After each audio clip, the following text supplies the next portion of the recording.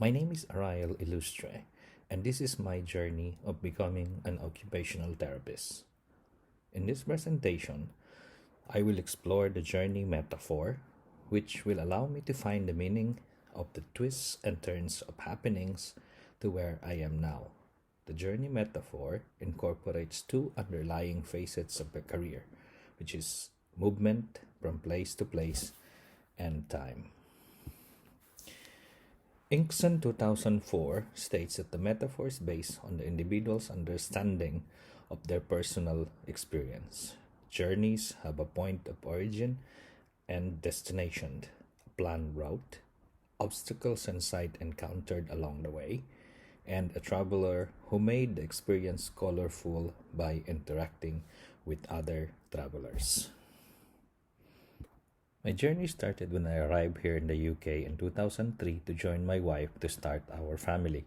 Living in a foreign country is both challenging and fun. The idea of having to experience another culture is a desirable benefit of being away from my motherland. Here in the UK, home of the Beatles, some of the best museums, as well as grand palaces, rugby football, and the English language, I was able to stride the path of self actualization. De Sousa and Garin 2016. Adjusting to the new culture is without a fault. I'm used to a different way of life, and the shift of culture is daunting and frightening. According to the Human Resource Management International Digest 2016, living in a different country with no family or friend support is challenging.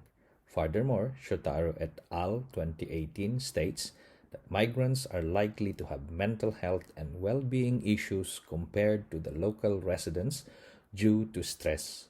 However, while it may be challenging, the rewards of such an experience are huge as well. Being alone in an unfamiliar place represents opportunities for personal and professional growth. It gives me the chance to gain a better appreciation of the things that I wanted to accomplish. My wife, a nurse, influenced me to embark on jobs in healthcare.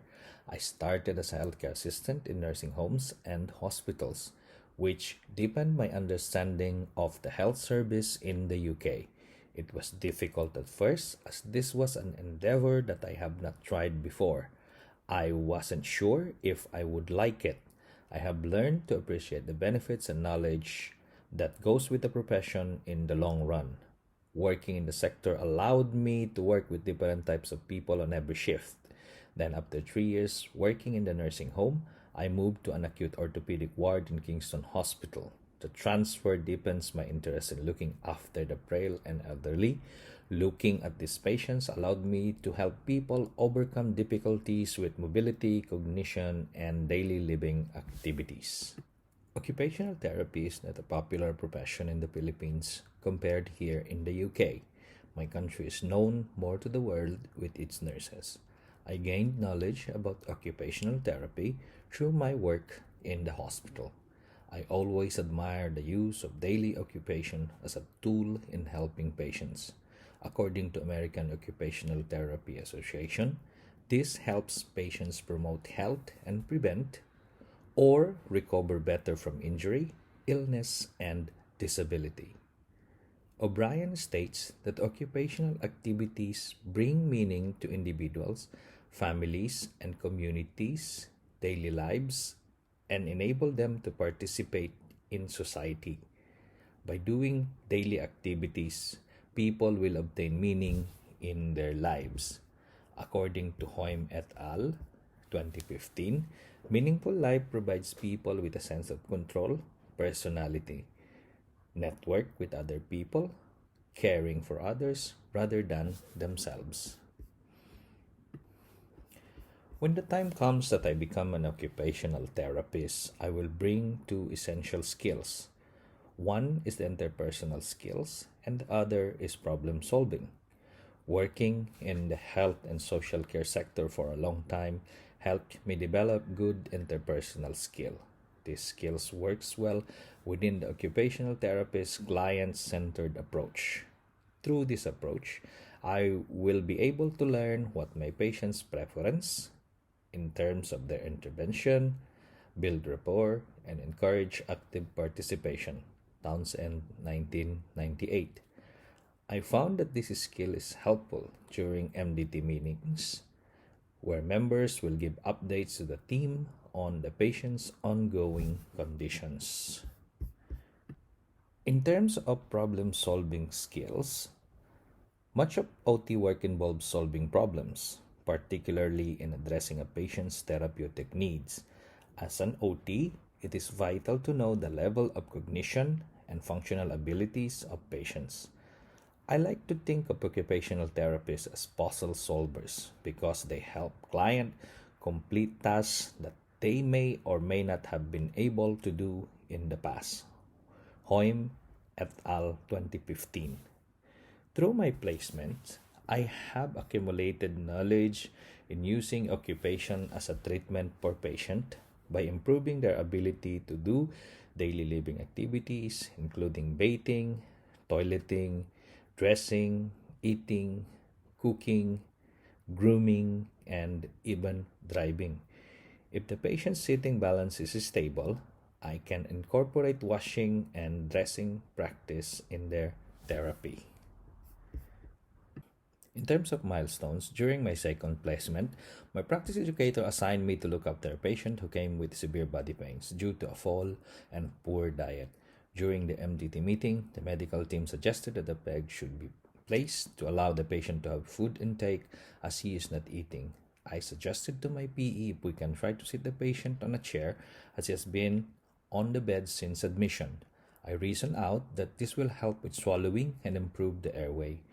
Eating in a sitting position will also make the meal a social occasion, allowing the patient to see the surroundings. Anderson 2017.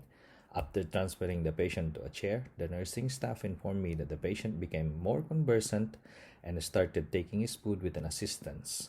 Apart from my practice educator's positive words, I am also proud that I became part of the patient's journey to recovery. I know from that time occupational therapy is for me.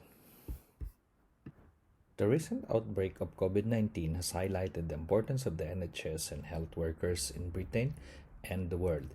The COVID 19 pandemic has a profound effect on the lives, health, and well being of individuals, families, and communities worldwide, according to World Federation of Occupational Therapists.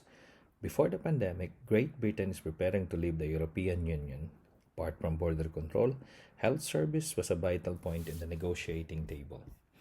The Lancet 2018 states that the skill shortages are highly likely, especially in nursing, midwifery, and social care. Also, Britain will lose access to high quality treatment and care. Rare disease research is likely to suffer. The withdrawal of EU funds and restrictions on shared services and staffing will adversely affect all four countries in the UK. Lancet 2018. Fortunately, during the pandemic, the staff shortages was augmented by the public's overwhelming response, wherein retired nurses and doctors and other health professionals came out of hiatus back to the front line to the law enacted by Parliament called Emergency Bill to strengthen COVID-19 response. gov.uk 2021.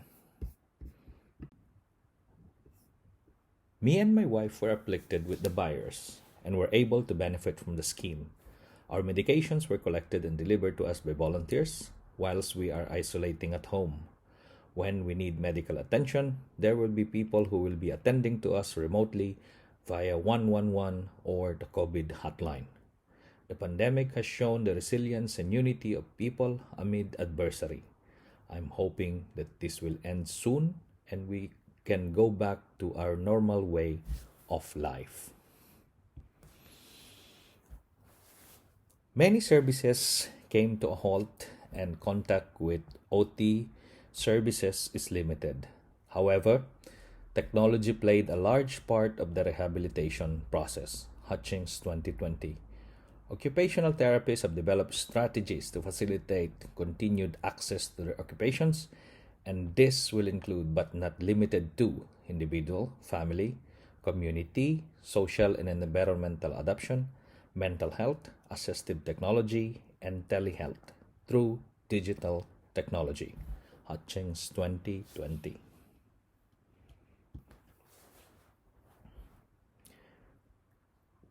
COVID-19 pandemics opened up a new and creative way of attending to the UK's aging population's rehabilitation need.